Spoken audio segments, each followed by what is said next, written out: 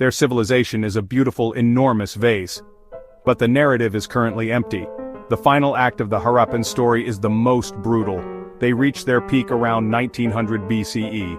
And then, over the next few centuries, their world didn't explode, it dried up.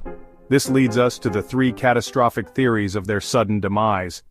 The leading theory, and perhaps the cruelest, climate change. Harappa relied entirely on the massive Indus River system and the seasonal monsoons. When those monsoons began to shift and the Sarasvati River dried up, the highly centralized farming system failed. Imagine the perfect city, but the reservoirs are empty. People weren't slaughtered, they simply couldn't eat. This wasn't a sudden death, but a slow, decades-long starvation. People packed up their families and simply walked away, searching for new water sources. For a long time, the dominant idea was the Aryan invasion theory. Nomadic Indo-European tribes, potentially linked to the Rig Veda, were thought to have swept through, destroying the cities and killing the inhabitants.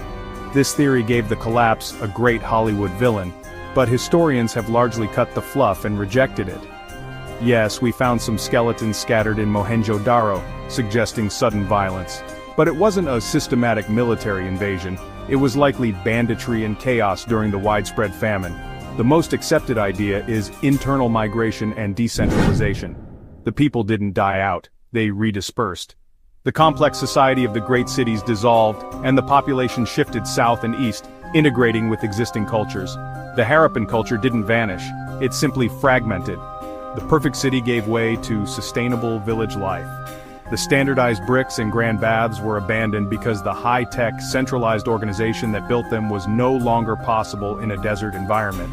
The mystery, then, isn't what destroyed Harappa, but how quietly a 5 million-person society could decide to dissolve itself.